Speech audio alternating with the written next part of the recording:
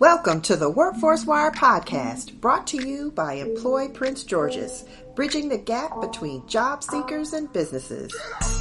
And now, here's your host, Walter Simmons. Welcome to the Workforce Wire podcast. This is your host, Walter Simmons, President and CEO of Employ Prince George's. Today, we are talking about one of my favorite topics. It's change, it's equality, it's politics, it's protest. It is the intersection of protest and policy. And we have a special guest, the Honorable Candace Hollingsworth, Mayor of the City of Hyattsville. Welcome to the show, Mayor Hollingsworth. Thank you for having me. I didn't realize you had such a radio voice. I'll take the compliment. I don't believe it, but we're gonna go with it. But today, this episode again is the intersection of protest and policy. 8 minutes and 46 seconds shook an already post-COVID-19 America. 8 minutes and 46 seconds represents the amount of time former Minneapolis police officer pinned his knee on the neck of George Floyd. The officer kept his knee on his neck until after George Floyd lost consciousness and a full minute after paramedics arrived. George Floyd will go on to die on May 25th, 2020, and his death will launch protests and riots across the country. The Black Lives Matter movement would either further erupt. And what we saw from that was a number of policy change recommendations and Facebook social media protests condemning police brutality and supporting Black Lives Matter, supporting equality in America. But the real question that everybody is waiting to hear answered is, will anything really change? We've said their names. We've said Sandra Bland. We've said Trayvon Martin. We've said Philando Castile. And those names were from years ago. And we're still dealing with this episode, with the situation. So today we have, again, Mayor Candace Hollingsworth, because she did something that really stood out to me. And we're going to talk about that. But before we get into that, being a workforce development podcast, I have to ask the first question on every episode. Mayor, what drove you to run for office and become the mayor of the city of Hyattsville? So, I often say that being mayor is since we're on workforce, it is the best job I never knew I wanted and never thought I would be in politics. But when I moved to Hyattsville 10 years ago, I got involved at least to see what was happening with the council, because I decided this was going to be home. And after seeing little to zero representation on the council of people that represented issues that were important to me, or even people that looked like me and people that had my same sensibilities around how you build community, I said, well, you know what? I'll run. And at that time, I didn't really care if I lost. I said, worst thing that can happen is I lose. And so I ran for council first. I was on the council for 4 years, but 2 years into that, I realized that I wasn't being effective. And I don't do any job just to have a title. For me, it's about actually doing the things that I feel that I was sent there to do, whether it's by my personal mission or from something more divine. And when I noticed that I wasn't able to get things done, I said, well, it seems like in order to get things done, you have to be the mayor. So I'll run to be the mayor. So that was the decision that I made 2 years into my first term as council member. And like I said, it is the best job. Never knew I wanted. It is an amazing thing to be in a position where you see things that need to be different in your community and you can actually be responsible for doing it. So that's where I am. I think that is going to lead into some more questions as we talk. But the city of Hyattsville adopted Resolution 2020-05 on June 1st to defend Black lives and a commitment to enacting policies that unequivocally defend Black life and aim to undo effects of systemic racism affecting Black people in the city of Hyattsville. I want to follow up on the resolution later in the podcast, but I want to focus On the article that you wrote on themedium.com, when my protest becomes political, will you still believe Black Lives Matter? And the reason why I want to focus on that, and this is going to be a real podcast today, Mayor. I'm going to say this. Okay. Many Black legislators have wrote public letters and promised policy changes. But not only did you pass a resolution, you also wrote an interesting article that provided a lot of context to how you came to this resolution. What drove you to writing that article? That article had been sitting in my heart for a long time. And I don't know if we knew each other at this point in time, but some years ago, I wrote an article after seeing so many elected officials, my peers in politics, whether here or elsewhere, being afraid to say Black Lives Matter. And I took great offense to that. And so I wrote a piece about that. And it's just been something that I've been maturing in my own mind with how I have, as a person generally, and more broadly or more specifically as a politician, how I have internalized different aspects of white supremacy. Doesn't mean that you knowingly do it. It's just kind of growing up in the worlds that we're in and operating in the circles that I've had to operate, being concerned with how other people perceive you, particularly the people who have some level or exert some level of authority and control over your life and your livelihood. It's a scary prospect to think that I have been quelling my voice out of that particular fear. And my maturation, I think, as a politician and looking at the difference between those of us now and the folks we've admired for many years, whether they were activists or politicians, there's a huge gap of time and space between the names that we call up so frequently. And I felt the need to examine that and what it meant for me personally. And what came out of that was that truth is I'm an elected official in a community that is predominantly minority, but at the same time, those who are engaged in the electorate are predominantly white. And I also operate in many spheres or circles that are mostly white. And that has definitely influenced me and has definitely caused me to have some fear. And I need to own that in order to do what I feel is right by my community and no longer be complicit, knowingly or unknowingly, in the systems that continue to undermine justice. Wow. And I think there's a lot to look in between the lines there. And I think that's what a lot of people don't realize. If you took pictures of everyone in Congress, we wouldn't see many people that look like Mayor Hollingsworth or Walter Simmons.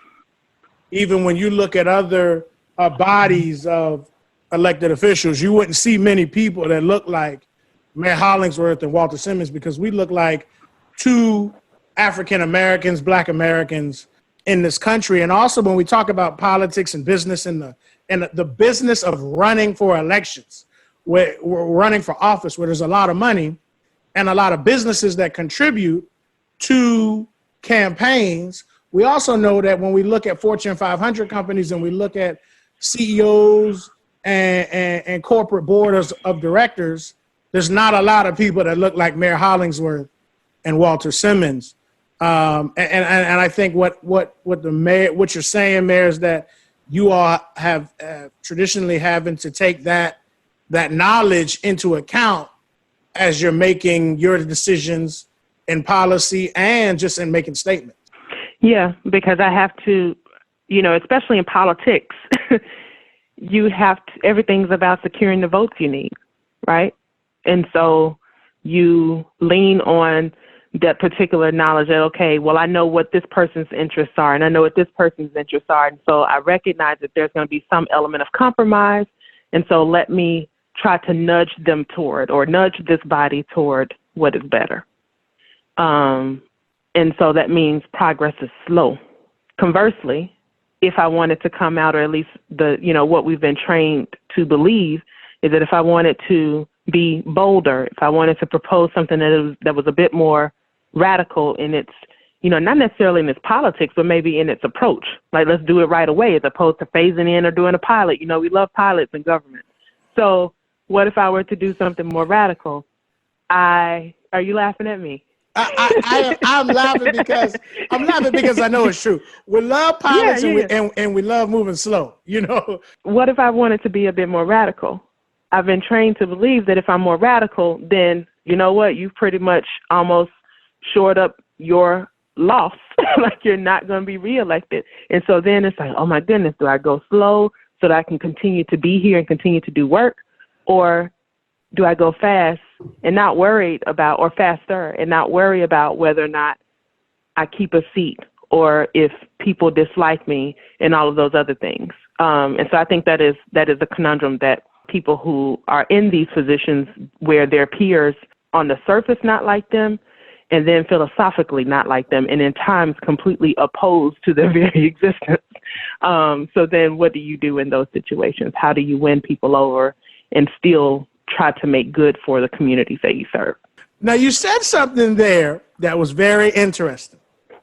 You said that we don't always move as fast as we used to. And that brings me back to this article. In that article you referenced the mayor for life in D.C., Marion Barry. But so let's talk about that. You said Black politicians don't move through the world the same way leaders like him, referencing Mayor Marion Barry, did anymore. We are not largely activists. In fact, many of us are disconnected from our previous activism, if we were ever activists at all. We don't know or have forgotten what it feels like to have one shot, one opportunity to seize. I long for that feeling again. So related to that, what came to me, I said, well, why aren't Black politicians activists anymore if there is still so much inequality?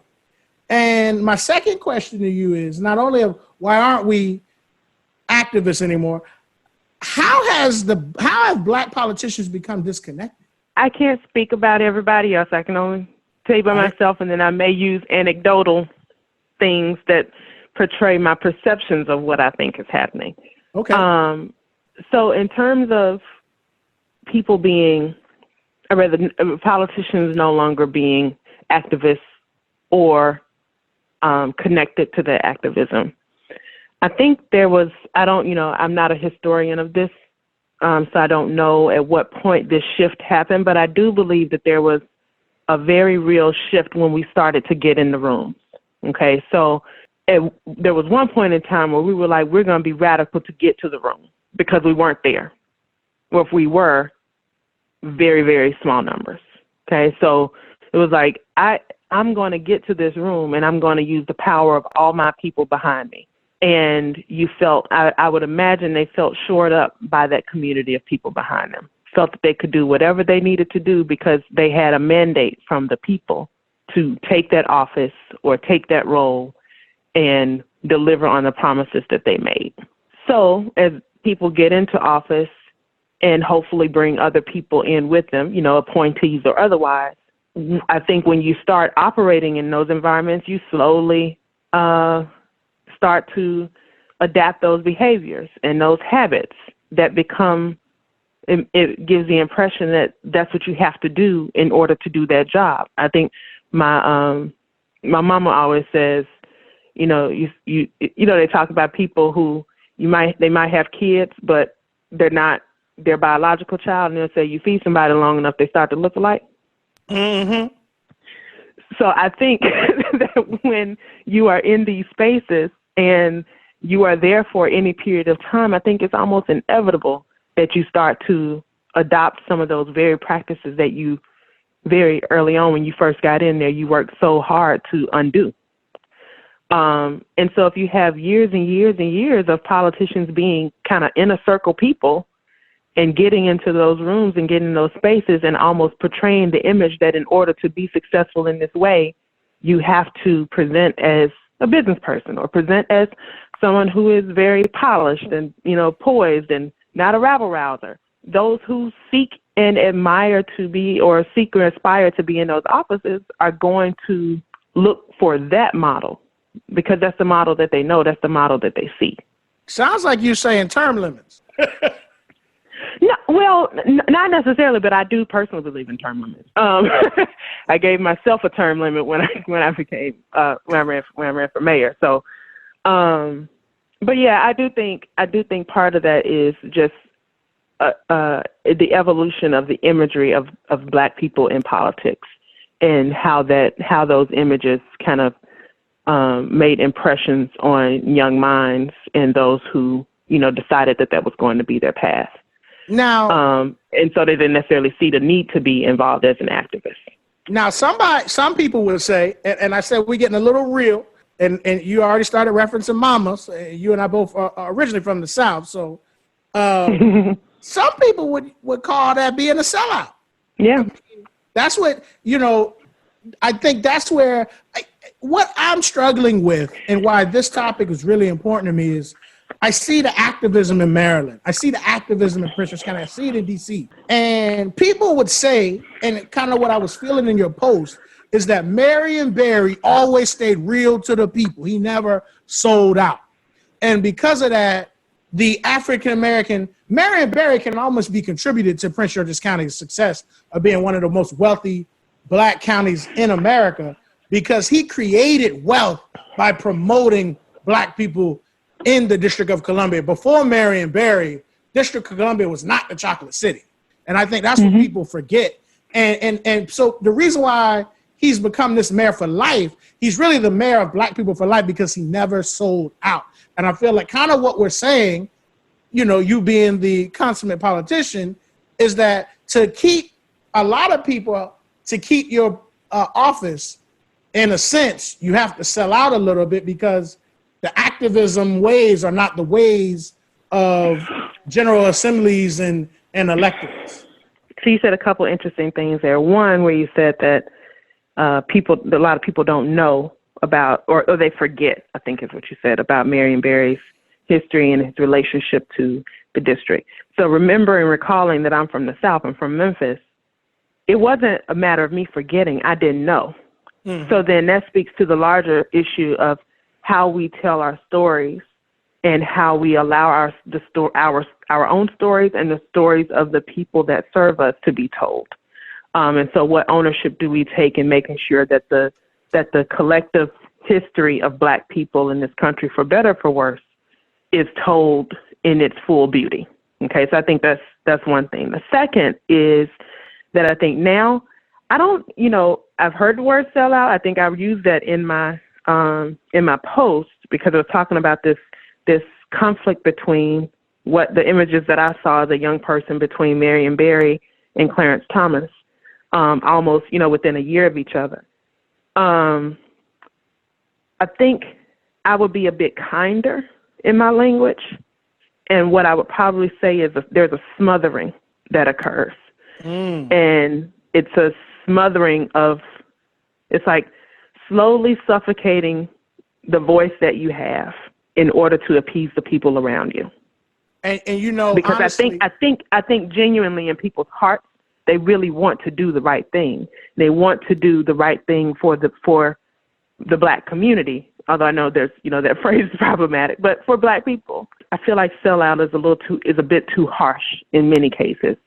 And it's really just people being aware that their voice is smothered. And I would agree. I think I've never been an elected official, but I've worked in and around government. And I think the people in the streets are going to use sellout. I think the word smother, they're using it. They're saying it right now.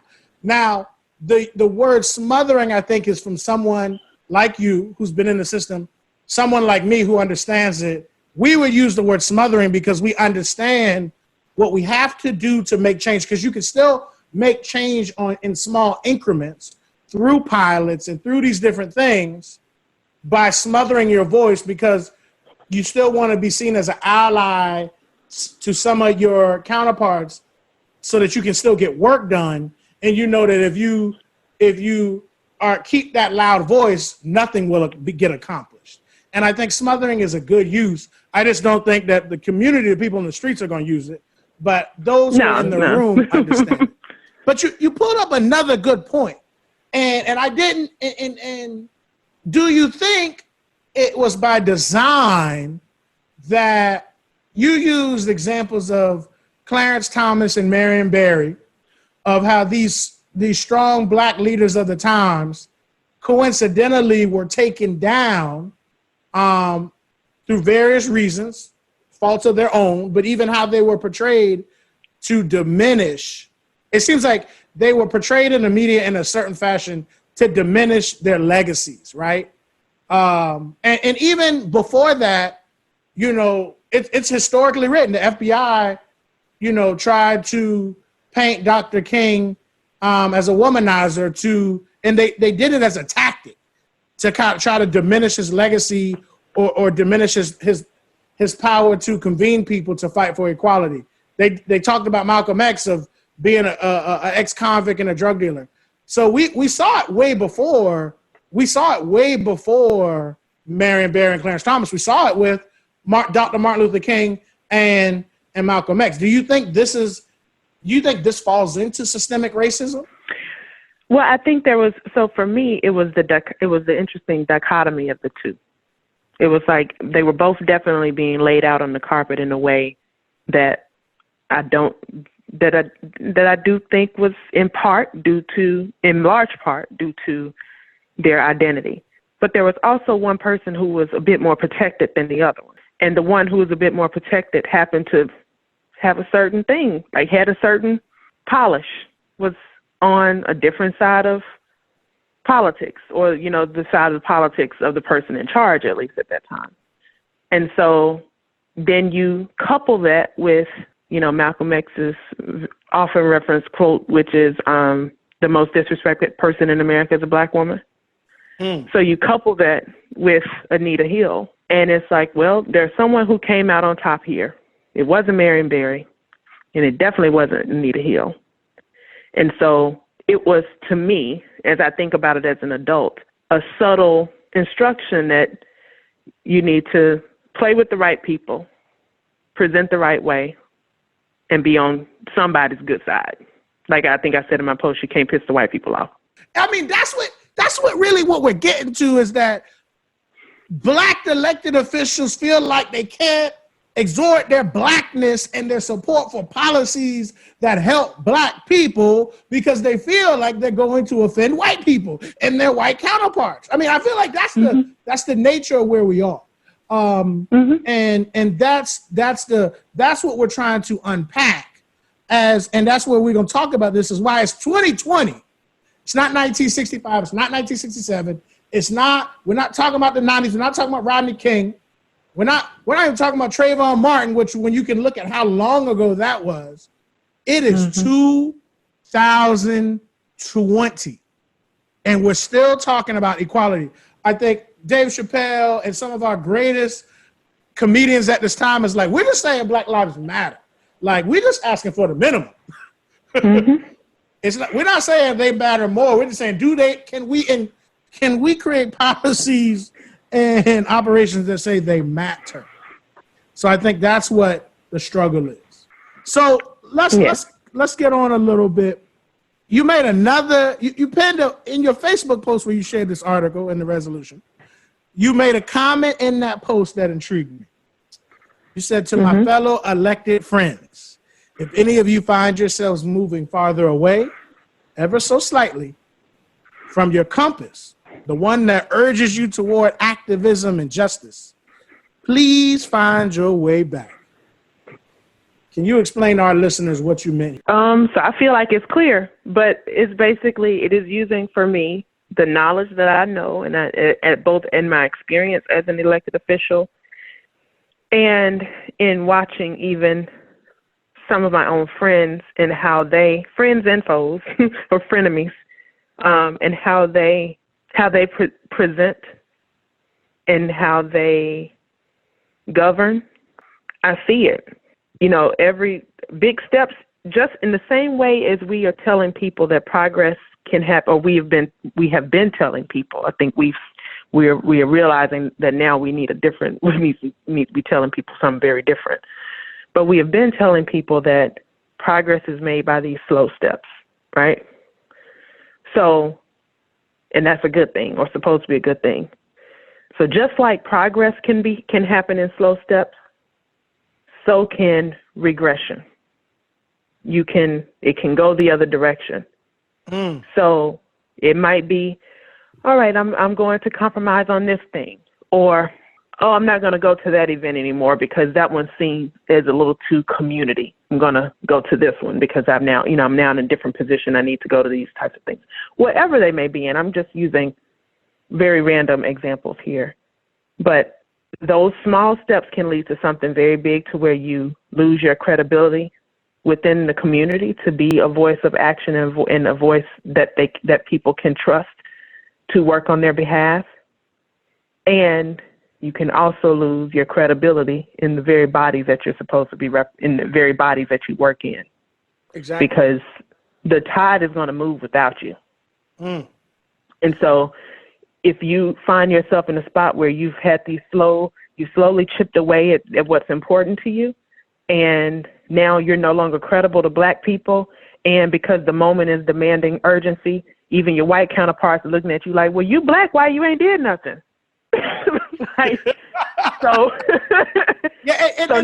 now you're sitting out there by yourself. Yeah, you're a man on the island, you know? Yeah. I heard something said like a person with no loyalties is a person alone, you know? And that brings up a good point I want to clarify. You know, this conversation and this movement, I recorded a podcast episode about discussing racism in the workplace that featured our Workforce 180 director, producer, Doug Foresta, a colleague and friend of mine, Matthew and Selmo, two white men. And they both said something that really brought it up to me. And they said that, you know, we have to support our Black friends and colleagues, that we have to support them in their quest for equality and that Black Lives Matter. And they said, you know, we just got to start saying, like, yes, I agree that Black Lives Matter. And I'm going to tell all of my other friends, family, and white colleagues that to reinforce and let them know that Black Lives Matter. And because it's not, this movement has created a conversation where what I think is different here is now more white people are saying, I see the inequalities in the Black community. I see the inequalities in our justice system. I see systemic racism, and I am stepping out and saying verbally, vocally, or social media, at our kitchen table, inside our house, that this is wrong. And I think, to your point, there's going to be a time where those white people who are in elected office, who are also in our communities as residents, are going to be looking at some of their Black leaders and say, why aren't you fighting for this? Like, I believe this is wrong. You don't think this is wrong? And I think that's at some point in time, that question is going to happen, and people are going to have to, you know, somebody going to have to justify where they were and what their stance was at this time. Yeah. So I want to, if I can, I want to say a little bit about what you just said. So go ahead. This is you. Yes, there will be a point that we definitely see more white people in particular stepping up to say Black Lives Matter, right? And saying that they need to support their Black colleagues, their Black friends, in talking to their own friends and family members and, you know, associates, whatever, so that they know where they stand. Perfect. It's not enough.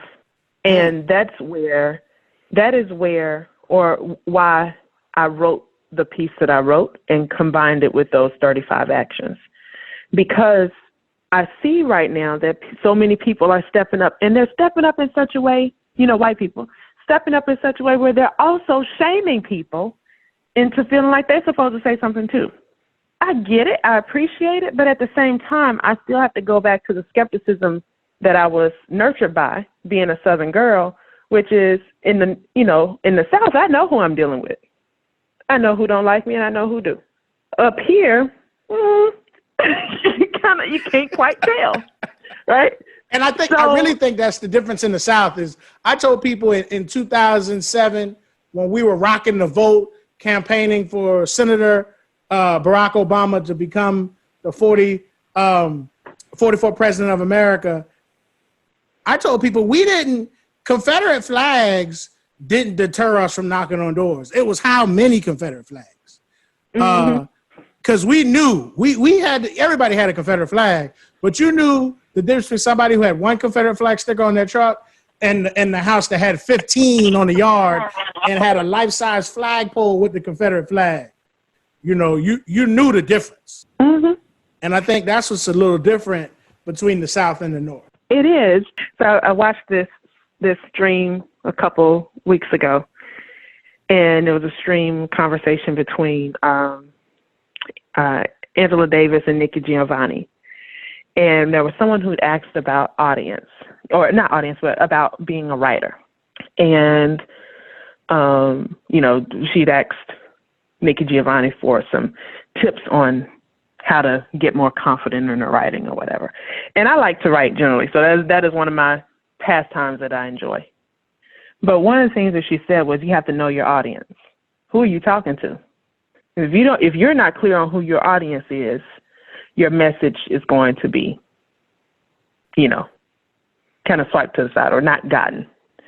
And I'm trying to work on that. But in this piece, I was thinking about two very particular audiences. One was other Black elected officials who I feel kind of confront the same challenges that I'm talking about. The second are those well-meaning white folks, AKA progressives at times, who are now on board with Black Lives Matter, or who have become on board with Black Lives Matter as a rallying cry.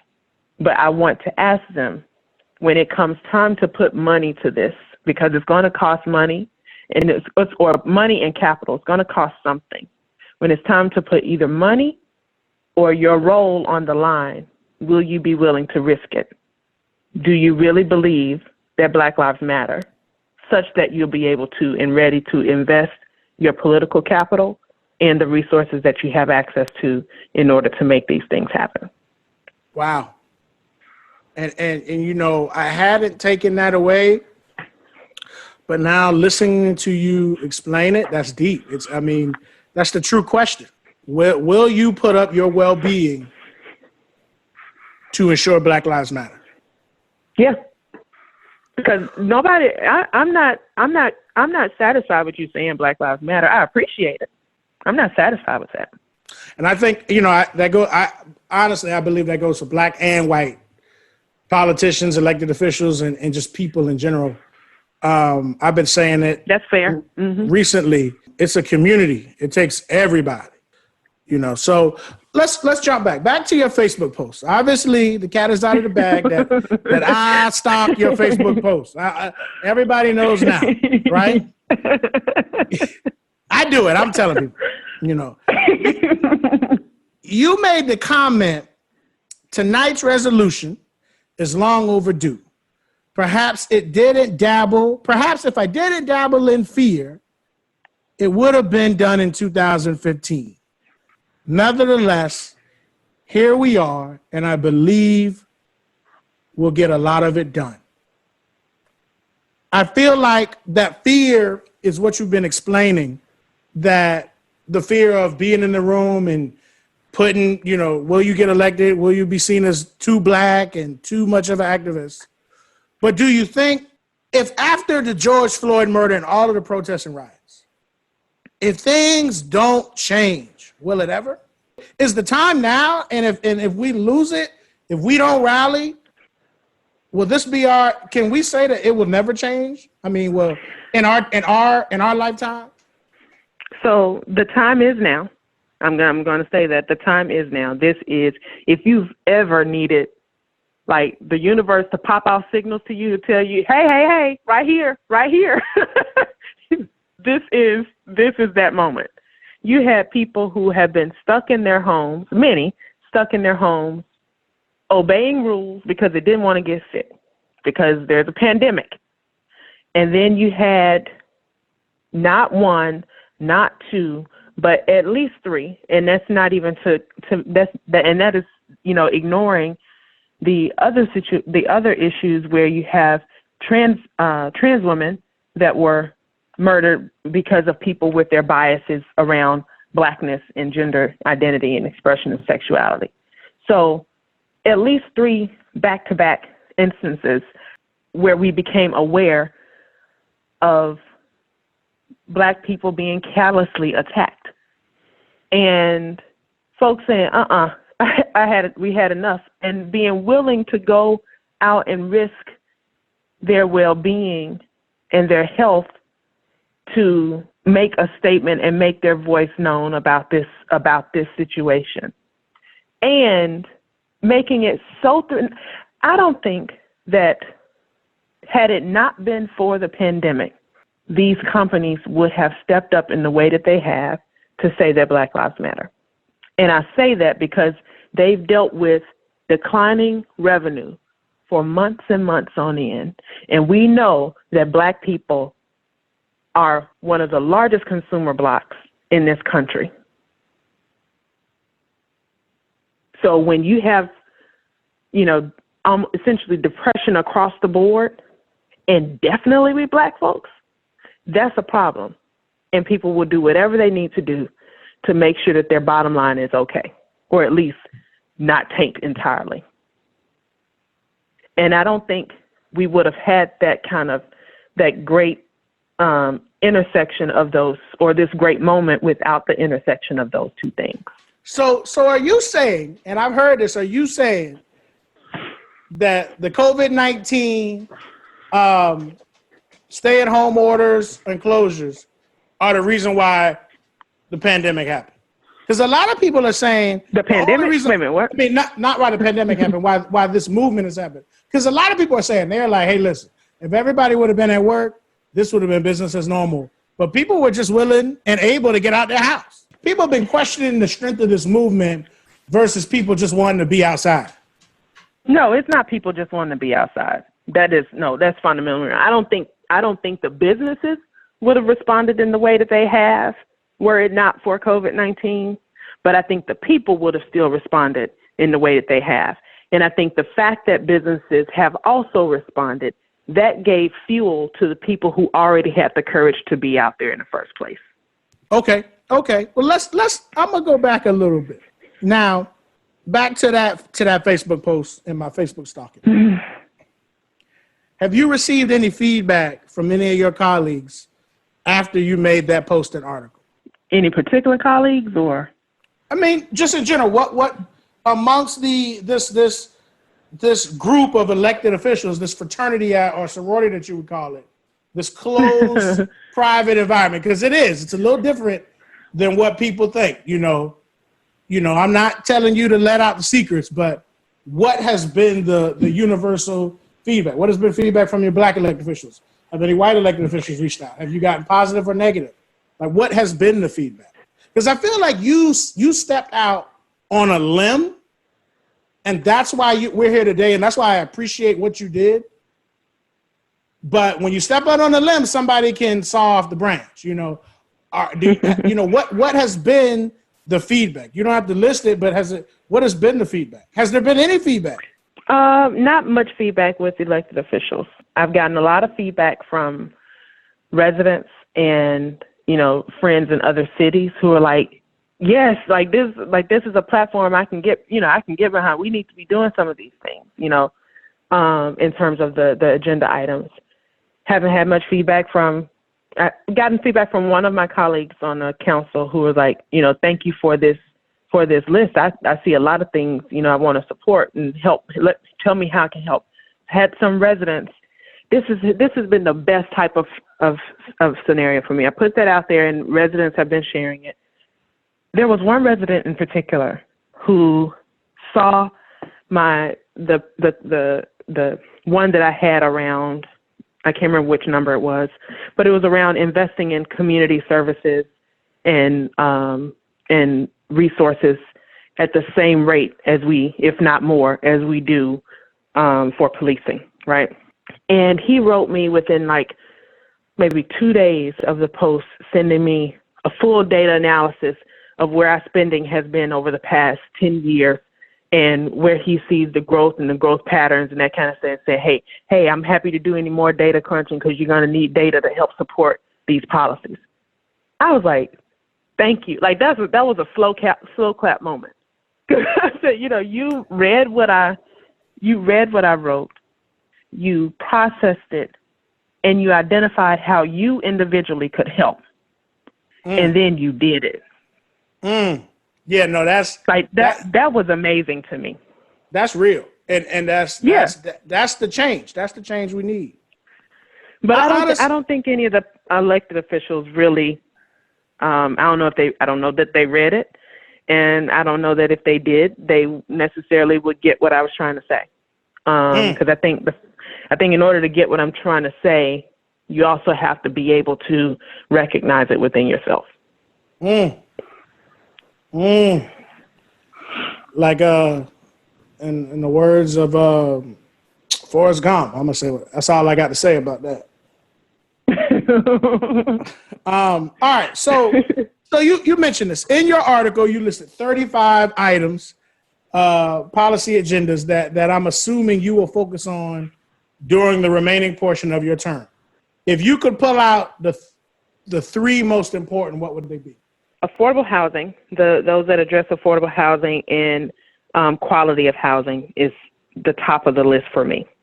And I think one of the recommendations is around solar, encouraging energy efficiency and also being able to, which reduces the cost that people have to pay in their homes, and also creating policies that either demand or encourage property owners to upgrade their buildings to make sure that they are in good condition. That's top of mind. And then I think the second and third would probably be related to aspects of criminalizing poverty and interactions with criminal legal system. So the one, I think it's I can't remember which number it is, but it's early up on the list, I believe, but it's about reducing the escalation of fines for civil citations. Oh yeah, I saw that. I think that was in like the first 10.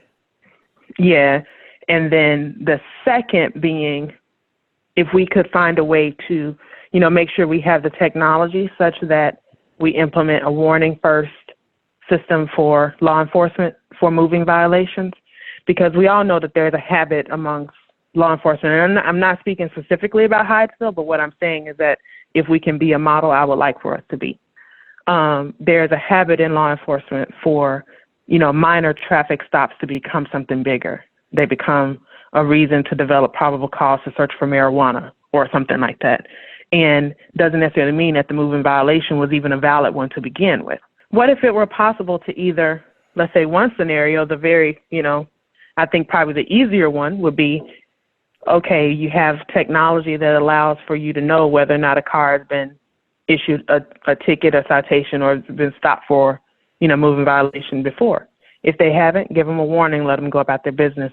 In a more sophisticated approach, what if, and this has complications because it also uses technology that, encourages surveillance, so we would have to kind of monitor that or figure out how to do that. But what if it were possible to do moving violations using license plate readers? So if the police car was next to me or whatever, and they saw that I ran through the light, they could just scan the license plate and send the ticket to my house in the same way as they do for, the speed cameras, for example, so that I don't have to interact with you, especially for a traffic stop, like we saw what happened with Sandra Bland. So those are the three things that I think are kind of top of mind. And that's big because, in my experience, my personal experience, and what I've seen is the traffic stops are what trigger. Traffic stops, Sandra Bland, Walter Scott, Philando Castile, like these are traffic stops. Like these are traffic stops that went from minor things, and anything is minor in the sense when you lose your life. In my personal experience, at 16 is when I realized I was a threat to society. At 16, at a traffic stop, I was told, get your license and registration. I reached for the glove box to get my registration, and a white female officer grabbed her gun. And at the moment, at 16, leaving football practice, dropping people off, other black males in the car. It happened to be a Cadillac. Just saying. Was it a bro one? Yeah. Listen. Diamond in the back, sunroof top. Yeah. So listen. It was one of those experiences. It was a drive. I firmly believe, I was in a predominantly black neighborhood, North Charleston, South Carolina, driving while black. And I reached too fast, and that's what she said. Because then they were like, whoa, whoa, whoa, whoa, whoa. Everybody in the room was kind of whispering, like, don't move. And at the corner of my eye, I see her reach for this gun. So I stopped moving. At a point, a second officer comes up and he's like, what's going on? She's like, he's disobeying my order. I was like, you told me, and to keep in mind, I still have not moved. I was like, you told me for my license registration. I reached for my registration in the glove box. You pulled your gun. I'm not moving because you pulled your gun. I'm not disobeying your order. I think you getting ready to shoot me.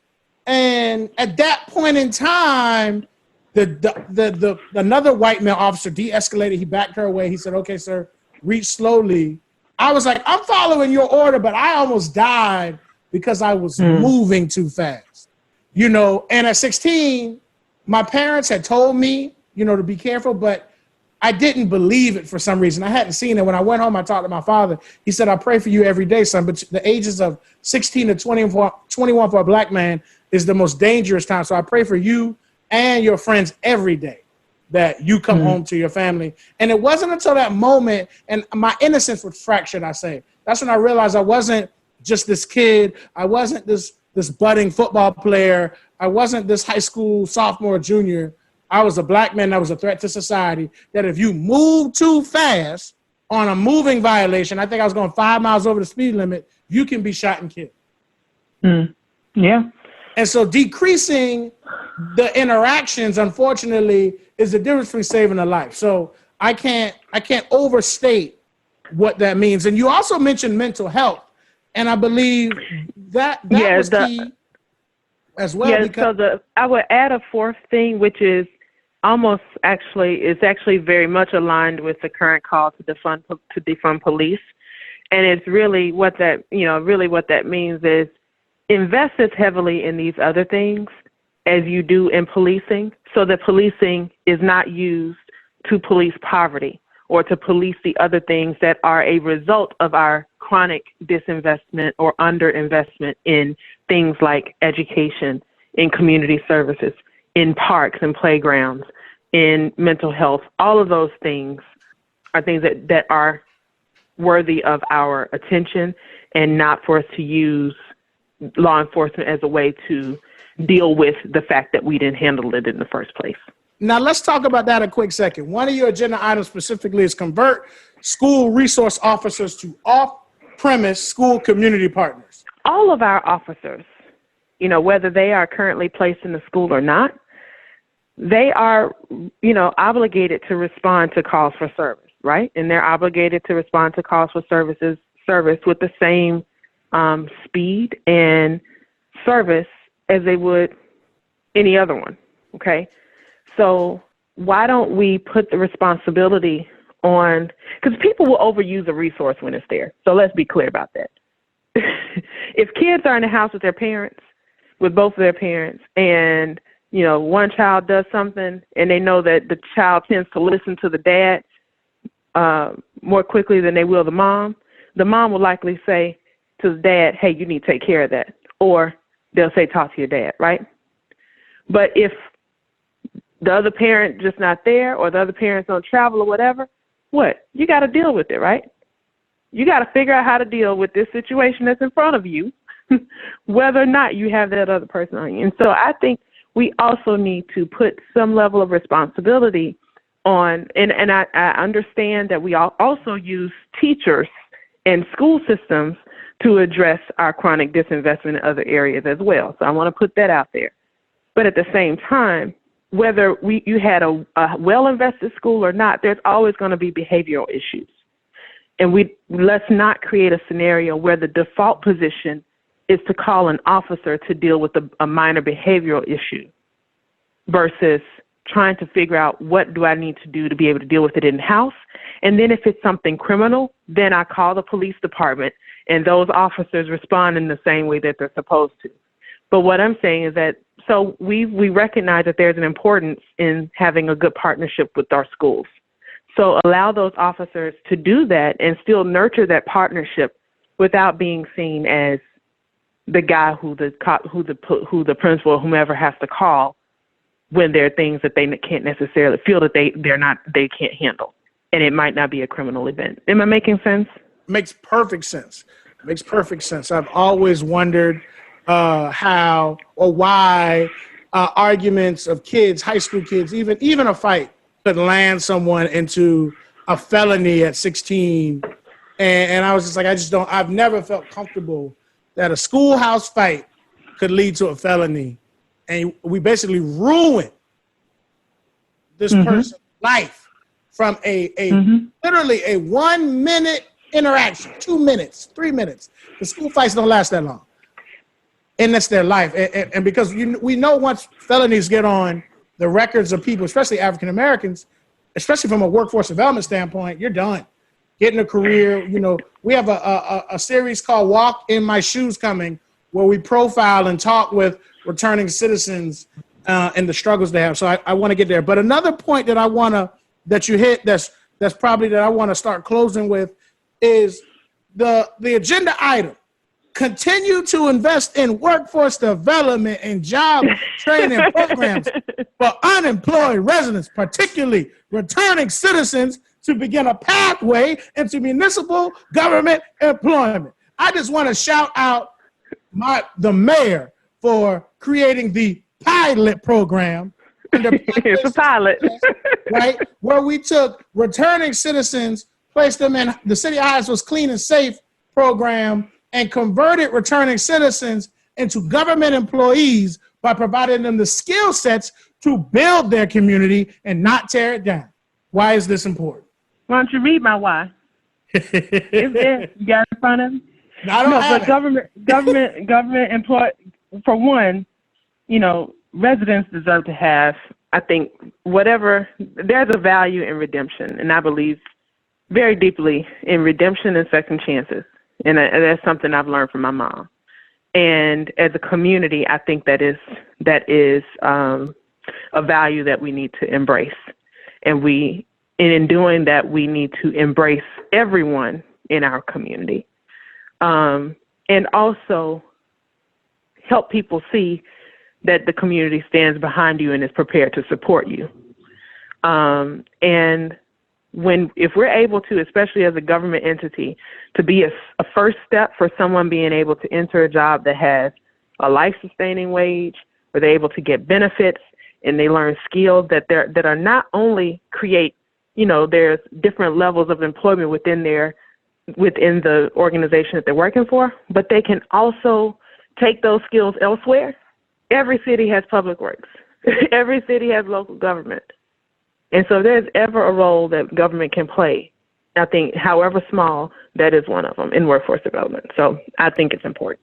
I commonly say all the time, it's hard to be a county, a state, or a city that says you support ban the box and you support returning citizens and returning citizens should get employment, and the government itself does not hire returning citizens. And that's why that's why Pathway Success, if you're a returning citizen nor a returning citizen that's interested, visit us at www.employpg.org. Again, www.employpg.org. Pathway Success is our reentry program, but that's key. Look at that plug. You have to. Another agenda item that was big, provide credit, education, and repair workshops for adults. I feel like the whole piece of economic growth, access to capital is what you specifically mentioned in your why. Yes, I read it. Is key, but why is this always left out?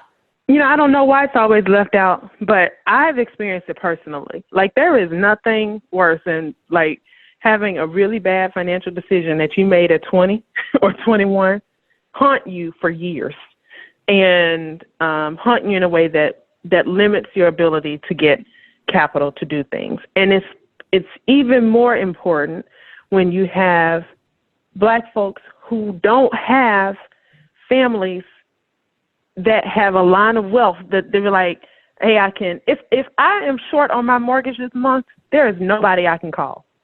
My mama can't help me. My dad can't help me. And I think that's the position that a lot of Black people find themselves in, no matter how hard folks are working. And add to that, possibly being the one in your family that is helping or has to help or feels the responsibility to help. So you're whatever, disposable income you might have, you're also looking at the fact that there are a couple of possibilities might happen. I might have to help my cousin do this. I might have to help my mom do that. I might have to, oh, by the way, cousin so-and-so died a couple weeks ago. We still trying to get the money together for the funeral. Like, it's all these different things that our disposable income ends up going to. And not having access to that capital and even the education to understand how to manage that to prevent certain situations in the first place can create lasting effects on future generations. And I think I framed this as an agenda for Black futures. This is about making sure that Black people, this generation and the generations beyond us, are in a better position than we were before. And we have to continue to work towards that. And you can't do that without financial economic empowerment. In your article, you wrote, our constituents need us to blend our protests with our politics and allow our Blackness to take a front seat in the rooms we occupy. I saw this as a call to action. Was I correct? Yes.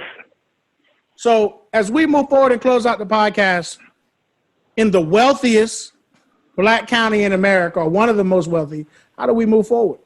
I think for us, of course, I'm going to always look at myself first and say, I know that my moving forward looks like doing everything that I can do in Hyattsville, and making, whatever resources, whether it's policy proposals, briefs, or whatever, making them available to my colleagues in other jurisdictions to be able to do the same. So that's how I can help, and then as far as county overall, I think, honestly, we have to embrace the fact that we have substantial power and not allow those ingrained perceptions of having to prove that you're good enough get in the way of you wielding that power. And I think that's something we have to do collectively, both as, as residents, as, lifelong residents, as particularly with new people, those of us who are new to the county, and all of us at all levels, whether it's a resident or someone in elected or public service. And, I'm going to say, even outside of the county, this is a call to action to the region, to the DMV, to Maryland, to the United States. I think your article, the work you're doing, your 35 agenda points are something that's needed in every municipality across this country. Mayor Hollingsworth, thank you. Thank you for being a leader. Thank you for being a mother. Thank you for being a teacher. Thank you for being an elected official. Thank you for being a mentor. And thank you for being a role model of the type of person, not just an elected official, the person that we can look up to. And honestly, that's why I follow your social media, because it empowers me. And I thank you for being that. Thank you for everything that you've done with Employer Prince George's and in partnership with the city of Hyattsville. I appreciate it. Awesome. And final plug, as always, Employer Prince George's is launching an initiative called Career Pathways for All, because we want to ensure that we are creating career pathways for immigrants. We are still celebrating and advocating, writing grants, and providing services to our returning citizens through the Pathways to Success.